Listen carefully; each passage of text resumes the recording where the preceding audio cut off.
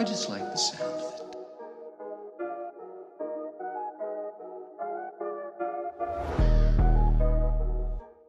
Do the 3, 2, 1 or Let me do whatever. my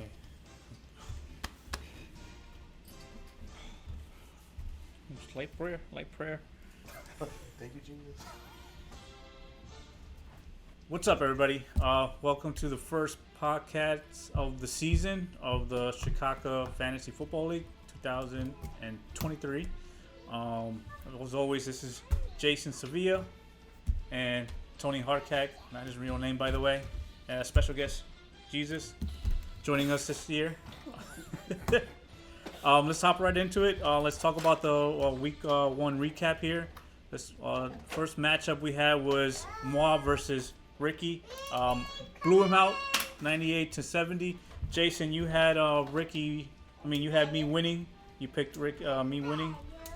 What are your thoughts on that? Why do you think I won? So prior to the week coming in, when we did our week 1 predictions, I had Ricky losing. And the reason why is because of Travis Kelce. It's simple as that. And I think anybody with half a brain would have chose the same thing. Clearly, that wasn't really the case for some. But, and obviously you have to bet on yourself, right? So I can't blame Ricky for choosing himself. But with that being said, Travis Kelce hurt, and then someone else underperformed for him that week. Who was it?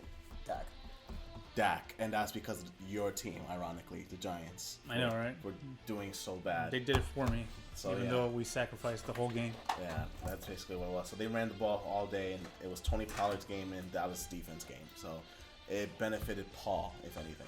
So, yeah. Oh, yeah. Speaking of Paul, our second matchup, we had Paul facing off against Carey, in which Paul beat Carey by a small margin there, 98-94. Ricky, you had Carey winning the matchup. What do you think happened to her? Well, I think the Dallas defense happened to her. I had a feeling that my brother was going to lose, kind of like same thing to my Mark Andrews wasn't in there, so I figured that was going to hurt him a lot. Joe Burrow definitely underperformed. Nobody was expecting that. But definitely the only reason Paul won is because Dallas defense. I mean, 35 fucking points. You what are you going to do? Can't do shit. Can't do anything, you know. No. She lost for 4 points. She was hesitant on Darren Waller. Couldn't play him. Didn't know his status, and that would have made a difference. But again, it all came down to the Dallas defense. 35 fucking points, ball. My brother back from the grave to secure the victory. Nothing else to say about that one. Lucky bastard. So matchup three, we had Anthony versus JP, and then in which Anthony won easily, 110-100. I had, what was it? I had Anthony winning, right? So I think we all had Anthony winning. yeah, we all had That was our Anthony only winning. unanimous pick. Landslide, unanimous decisions on all our parts. So Anthony, in a way, he's always been a great drafter. His top people were Robinson, Ridley, all great picks. His team is not sexy, but he freaking said, Rodgers, tear your fucking ACL, or what was it, Achilles? Mm-hmm. I'm still winning against JP, and that's exactly what he did. JP just couldn't do anything this week. So Rodgers put a donut. he had 0, and he still won by 10. So that's scary. Matchup 4, guys. We had Teo versus Joe, and in a very close matchup, another close matchup, 110-104. Joseph still can't win. Jason, who did you have winning this matchup? I had Teo winning this matchup. Oh, so this came out. So this again, Dub for you. another dub for me. My picks for the weekly picks for Not a dub for Joe. Not a dub for Joe. Probably gonna get more of that this year for him.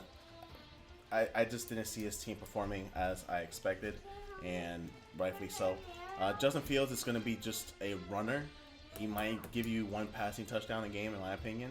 And it also doesn't help when you draft Garrett Wilson as your first overall pick, and on top of that, losing Aaron Rodgers. So That definitely hurt him. that definitely hurting him. So Fun fact, he left Ayuk on the bench with 32 points, which would have made him the top player or the top team of the week. right, He would have defeated everybody yeah. easily. So, Well, he's starting him this week. Who would he ask? I mean, yeah, I guess over Lockett, definitely. right? But I mean, I don't think I would have picked Ayuk over Lockett either. First game of the season? No. I don't think so neither.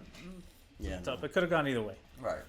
But Tay also had 23 points on the bench with Michael Pittman, so You're right. Ifs. You know, ifs. It's very we're true. talking about ifs. Yeah. Ifs and ifs. What could have.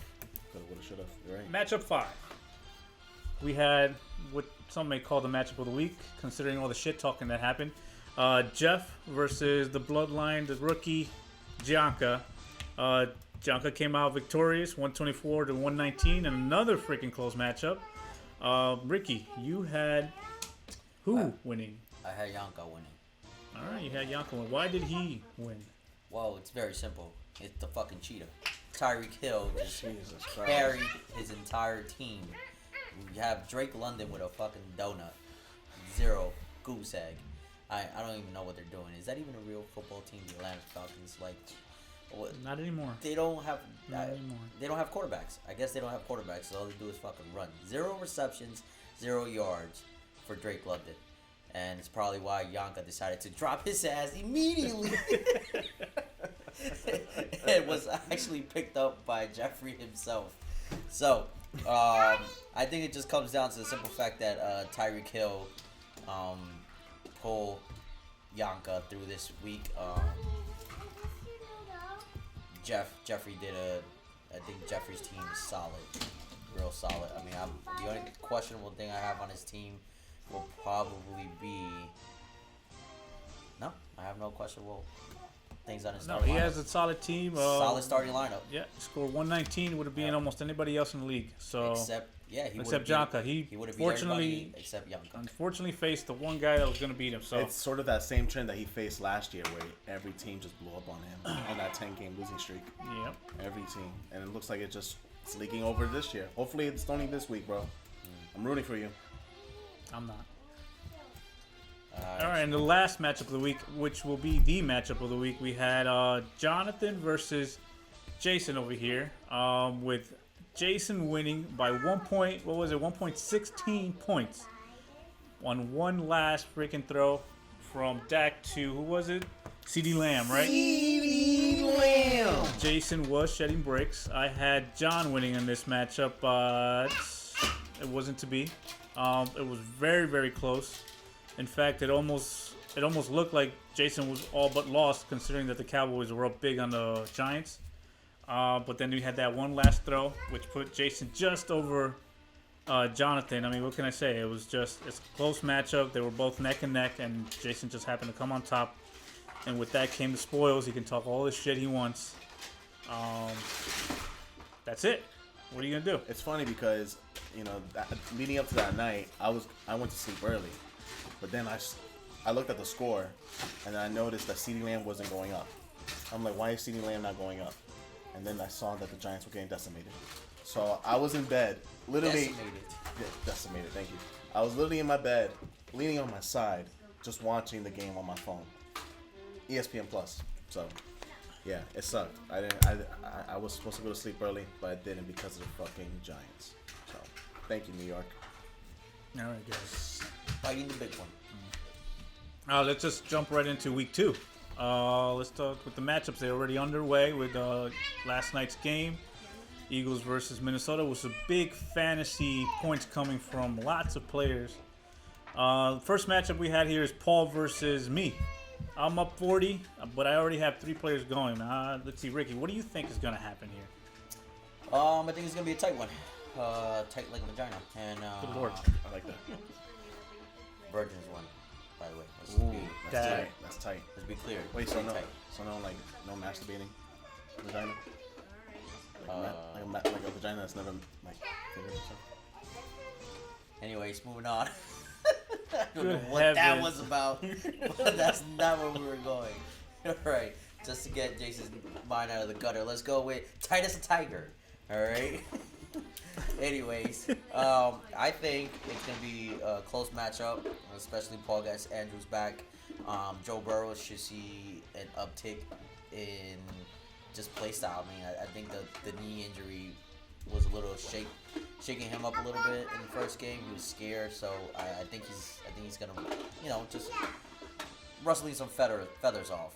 I think it's gonna be a close matchup, but Victor does have a pretty good lead. 23 points from Devontae Smith, 12 points from Jake Elliott. So is Jake Elliott the new Justin Tucker? That's what I'm curious. This is the matchup that I want to see. Tucker versus Elliott. F the rest. We're only concerned about Tucker versus Elliott. I want to see Kickers.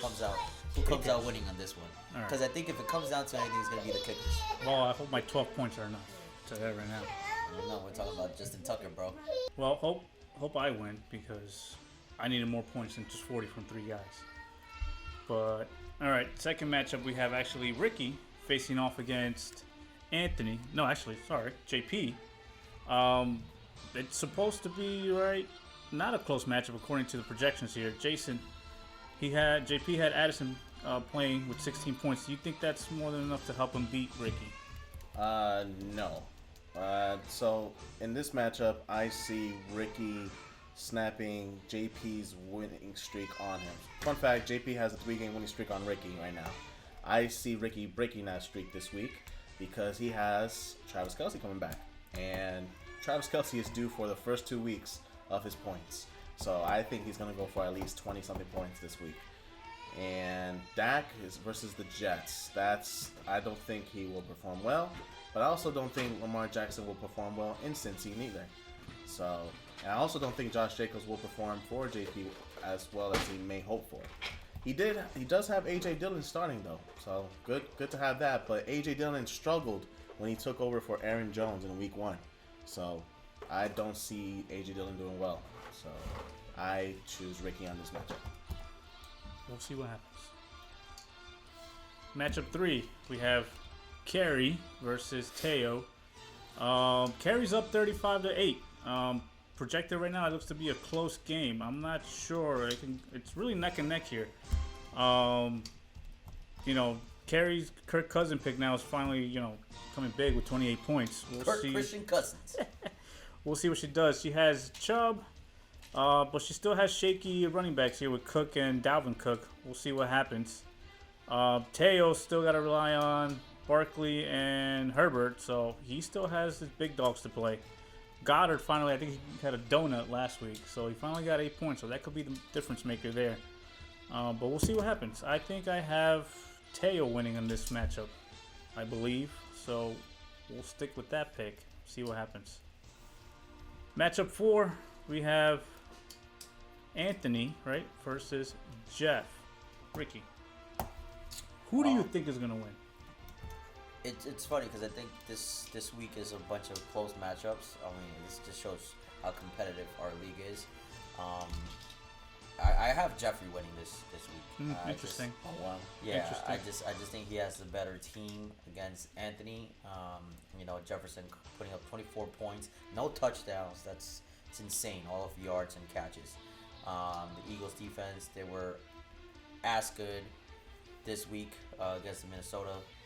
6 points, and it sucks because Anthony has 27 points on the bench with DeAndre Swift. Could be a difference maker. Definitely, I think it is going to be a difference maker. I don't see Brian Robinson performing that well, I'm sorry, that's John Robinson. Take that back. But John Robinson's probably going to do good, but I don't think it's going to be enough to take over Jeffrey's 30-point league right now. I got Jeffrey winning this week. All right, Jeffrey, you got his vote. Not mine. You got my vote. Aw. Little brother. Matchup 5. We have Joe facing off against John. It's going to be another close matchup according to projections. Jason, who do you have winning? Believe it or not, Joe, I have you winning. And the reason why I have you winning, and even though I don't believe in Justin Fields at all, but John has Jamal Williams playing. I don't believe in Jamal Williams. You have St. Brown going for you, so I respect that. Hunter Henry, who is a focal point in the offense for the Patriots.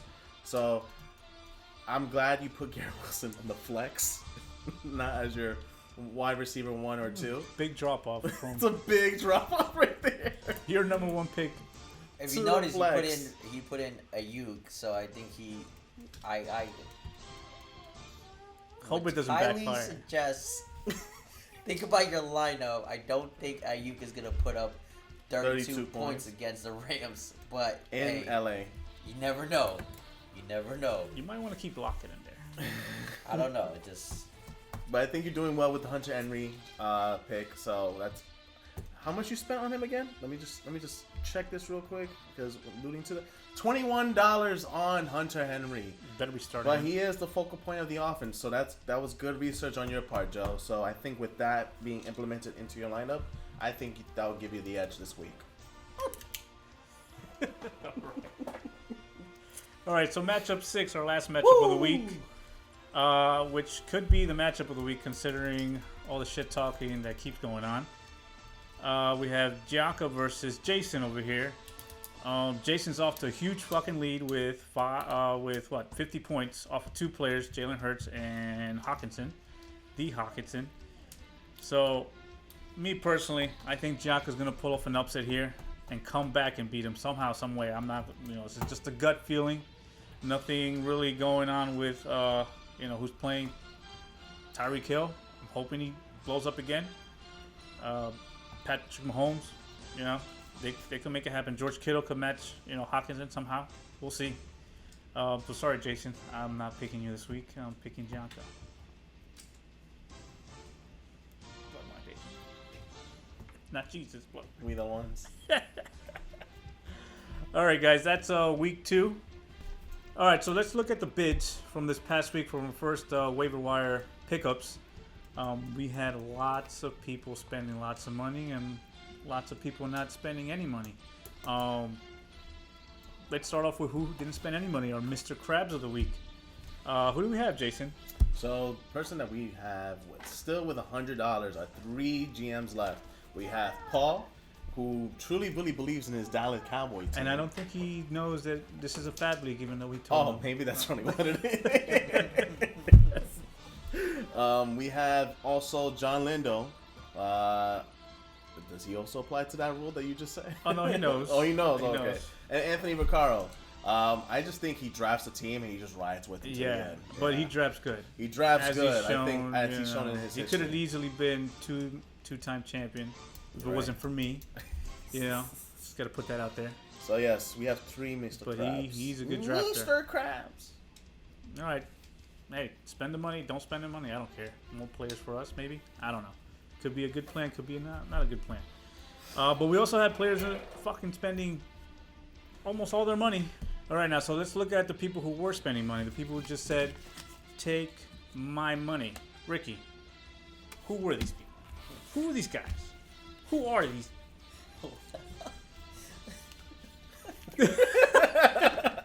Yeah.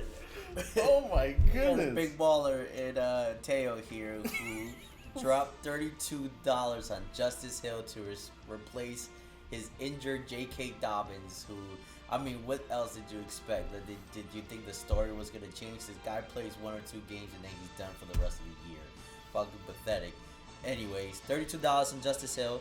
And then he would have also spent $24 on Kyron Williams. However, he would have exceeded his maximum amount of fucking running backs on his team. So that claim was unsuccessful. Idiot. I Come got him. on. And then another $13 on Joshua Kelly. Same thing.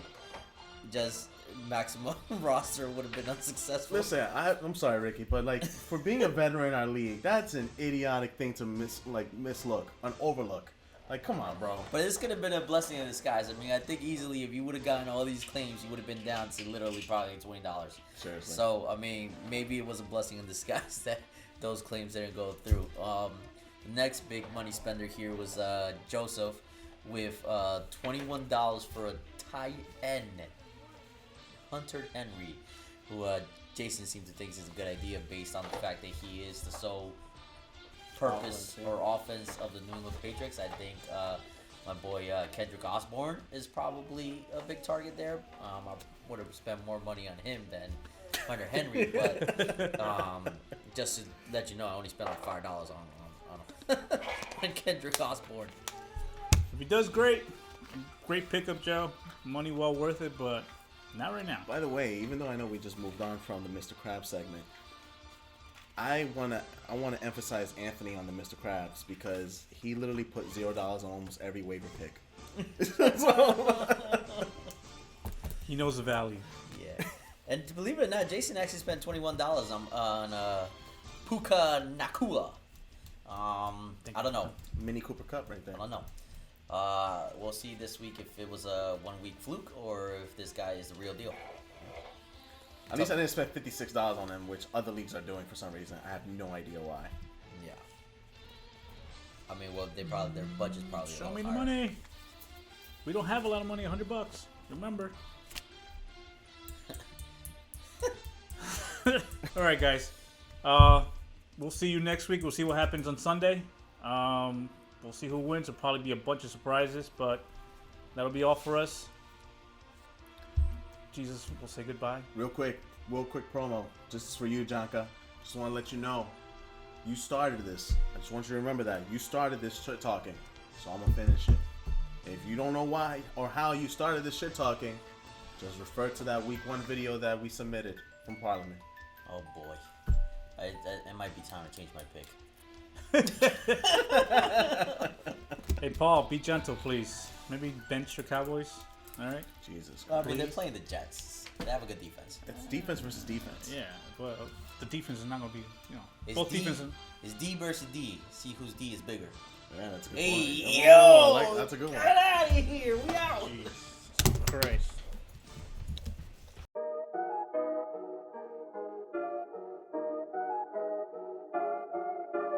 I just like the sound of it.